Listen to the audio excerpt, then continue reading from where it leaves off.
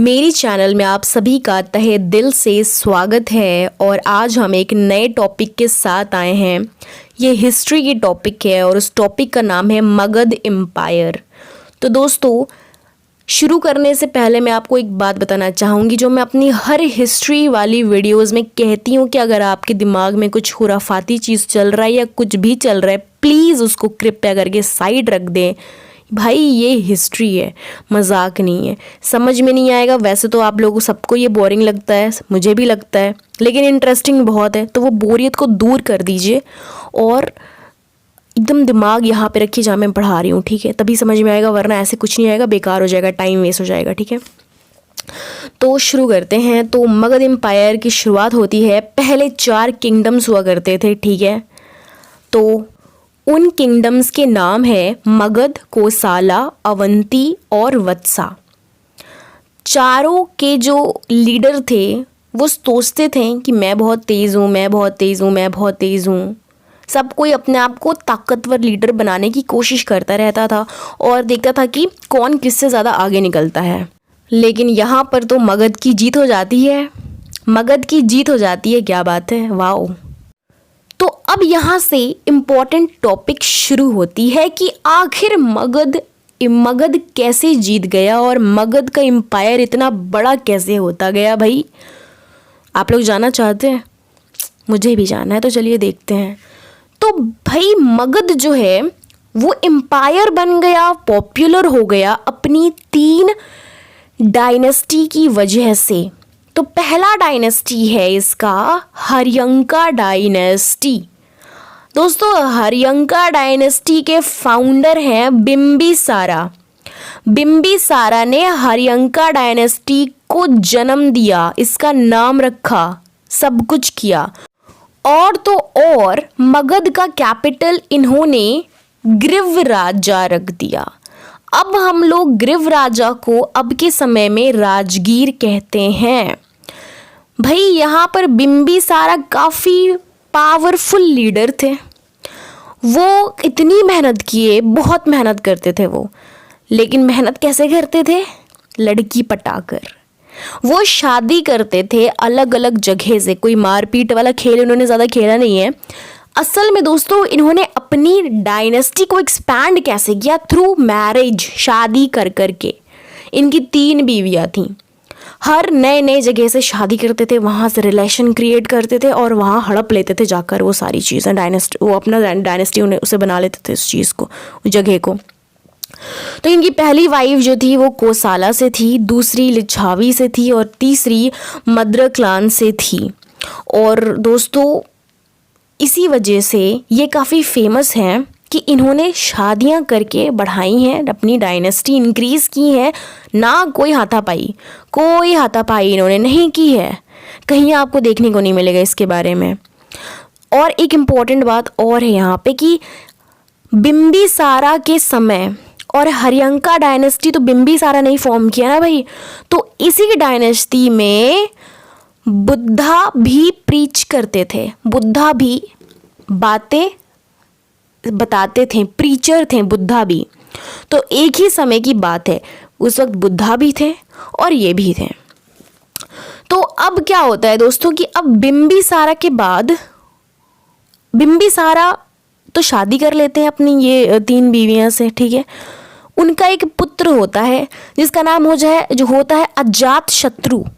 ये बिम्बिसारा का नालायक बेटा है, बिल्कुल नालायक बेटा है। बेचारे बिम्बिसारा की हत्या कर देता है। इनका अपना खून, अपना औलाद, अपना बेटा अपने बाप का कत्ल कर देता है, बिम्बिसारा को मार देता है। क्यों? ताकि ये अपने बाप की कुर्सी पे हक जमा सके। समझ रहे हैं? अब क्या होता है दोस्तों कि हक जमा लेता है। एक इम्पॉर्टेंट सवाल हमेशा आता है कि अजात शत्रु जो बिम्बिसारा का बेटा है, हर्यंका डायनेस्टी के समय की बात है, इस समय पहली बुद्धिस्ट काउंसिल रखी गई थी और इसी डायनेस्टी में बुद्धा की मृत्यु भी हुई थी। लॉर्ड बुद्धा की मृत्यु हुई थी और फर्स्ट बुद्धिस्ट काउंसिल रखा गया था। अब कुछ साल गुजरता है और अजात शत्रु की भी मृत्यु हो जाती है। उसके बाद दोस्तों एक नया लीडर आता है। उदाइन, UDAYIN, उदाइन। अब ये क्या करता है, ये अच्छे से राज्य को देखता है, लोगों की मदद करता है, ये भी राज्य बहुत अच्छे से चला ही लेता है, कोई कमी नहीं छोड़ता है। अब क्या होता है कि ये एक इम्पॉर्टेंट क्वेश्चन यहाँ पे अराइज होता है कि पाटलिपुत्र कब फाउंड हुई, किस डायनेस्टी में हुई और उस वक्त का राजा कौन था। तो पाटलिपुत्र तब फाउंड हुई जब उदाइन अपनी गद्दी पे बैठा हुआ था राजा बन के हर्यंका डायनेस्टी में। हर्यंका डायनेस्टी का लास्ट रूलर था नागा दशक। नागा दशक लास्ट रूलर था, उसके बाद ये डायनेस्टी का नामो निशान मिट गया। अब हम आते हैं दूसरी डायनेस्टी की तरफ।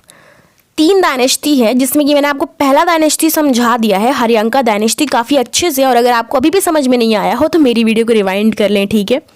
तो आइए दूसरा शुरू करते हैं dynasty, that is Shishunaga dynasty.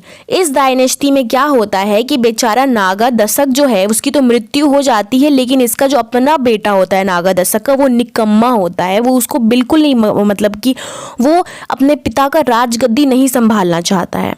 तो अब ये सारी चीज़ें देखकर नागा दशक का जो मिनिस्टर जो इनके साथ साथ रहता था, नौजवान था ये, उसका नाम था शिशुनागा। अब बेचारा शिशुनागा नागा दशक का सब कुछ संभाल लेता है, तो ये इनका डायनेस्टी को ख़त्म करके अपना नाम रख लेता है, शिशुनागा डायनेस्टी। तब ये ज़्यादा दिन तक डायनेस्टी चलता नहीं है क्योंकि ये उतना स्ट्रॉन्ग लीडर नहीं हो पाता है। अब यहाँ पर शिशुनागा को हर चीज़ चेंज चाहिए क्योंकि ये वैसे भी अब हर्यंका डायनेस्टी में नहीं है, हर्यंका डायनेस्टी ख़त्म हो चुका है, अब ये शिशुनागा डायनेस्टी का राजा है, इसीलिए ये हर चीज़ अब ख़त्म करना चाहता है हर्यंका डायनेस्टी का। इसलिए वो जो कैपिटल था मगध का, पाटलिपुत्र, उसको चेंज कर देता है और कर देता है वैशाली, जो कि नॉर्थ में है। वैशाली कैपिटल रख देता है मगध का। अब जैसे तैसे चलाता है ये, उसे संभाला तो जाता नहीं है, शिशुनागा से बोका रहता है, बिल्कुल उतना फुर्ती नहीं रहता है इसको कि सोच सके। कुछ किसी वजह से इसकी मृत्यु हो जाती है और इसका एक बेटा रहता है काल अशोका। ये बेटा है शिशुनागा का, ठीक है। बेटा, भाई जब बाप निकम्मा तो बेटा कैसा रहेगा। बेटा भी वैसे ही था, कोई मतलब नहीं होता था किसी चीज़ से, और बस ऐसे ही कि मैं राजा हूँ, लेकिन कोई काम धंधा उसका कुछ भी नहीं था। लेकिन ये भी चला नहीं पाता है अच्छे से, इसकी भी मृत्यु हो जाती है। लेकिन एक इम्पॉर्टेंट क्वेश्चन हमेशा आती है कि सेकेंड बुद्धिस्ट काउंसिल कब हुआ था, तो काल अशोका के दौरान शिशुनागा डायनेस्टी में। इंपॉर्टेंट क्वेश्चन है दोस्तों, ये याद रखिएगा वरना कुछ नहीं होगा फिर आपका। याद रखना ही रखना है, पढ़ रहे हैं तो याद तो रखना पड़ेगा भाई। अब क्या होता है कि अब जो बेचारा काल अशोका था, ये जो इसके पिता ने चेंज किया था मगध का कैपिटल पाटलिपुत्र से वैशाली, तो अब पाटलिपुत्र को तो पिता ने हटा दिया था, लेकिन अब ये फिर से चेंज कर देता है, ये पाटलिपुत्र को वापस कैपिटल बना देता है। कहता है कि नहीं, पाटलिपुत्र ही सही था, वैशाली में तो कुछ है भी नहीं, पाटलिपुत्र में ही सब कुछ है, इसलिए ये शिफ्ट कर देता है, ठीक है। तो यहाँ पर ये चेंज वेंज करता है तो लोगों को पसंद नहीं आता है और लोग इसका जो डायनेस्टी है वो छोड़ देते हैं, और दोस्तों इसका भी खेला ख़त्म हो जाता है यहाँ पे। अब हम आते हैं आखिरी डायनेस्टी में, नंदा डायनेस्टी, जो बहुत इंपॉर्टेंट है और यहाँ से एक्सपैंडेशन शुरू होती है। बड़ा मूल्य क्वेश्चन है, बड़ा आसान क्वेश्चन आता है कि who was the founder of Nanda dynasty. वैसे तो हर्यंका और शिशुनागा उतना इंपॉर्टेंट नहीं है जितना कि नंदा डायनेस्टी को इंपॉर्टेंस दिया गया है, क्योंकि यहाँ पर ही बहुत राइज हुआ था, यहाँ पर ही चींटी पिपड़ी की तरह लोग फैल गए थे, बिल्कुल समझ रहे हैं। मगध इसलिए फेमस हुआ था। तो मगध को जो फेमस किया है वो मोस्टली नंदा डायनेस्टी ही इंपॉर्टेंट रोल प्ले किया था, क्योंकि दोनों डायनेस्टी का तो मृत्यु ऐसे ही हो गया था, ख़त्म ही हो गया था, लीडर ही अच्छे नहीं थे तो कैसे चलेगा। लेकिन यहाँ पर महापद्मानंदा काफ़ी फेमस हो गए थे दोस्तों। इनकी ये नीचे ज़ात से बिलोंग करते थे, मतलब कि बड़ी कास्ट के ये नहीं थे, ये छोटे कास्ट के थे। He was first non Kshatriya ruler, और इनको बोला जाता है कि इन्होंने एम्पायर बिल्ड किया, इंडिया का एम्पायर बिल्ड किया, तभी मगध की जीत हुई। इनकी भी मृत्यु हो गई, बहुत मेहनत इन्होंने किया। अब जो है इनका बेटा धनानंद, ये अब इनकी कुर्सी पर बैठ जाता है। ये काफ़ी फेमस और बहुत ही शक्तिशाली रूलर रहता है धनानंद। धनानंद के समय में ही अलेक्जेंडर डर के भाग गया था वापस जहाँ से ये आ रहा था। अलेक्जेंडर वार करने आ रहा था मगध पे, लेकिन धनानंद की वजह से अलेक्जेंडर भाग गया, क्योंकि इसे इंडिया घुसने नहीं दिया धनानंद के एम्पायर्स ने। वो उसको बाहर से बाहर डरा धमका कर भेज दिए। तो दोस्तों यहाँ पर ये टॉपिक ख़त्म हो जाता है।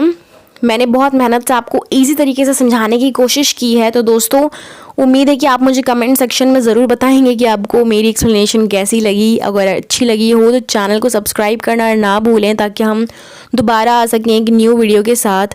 तो चलिए फिर अगली बार मिलते हैं, तब तक के लिए tata, take care and thank you so much for watching.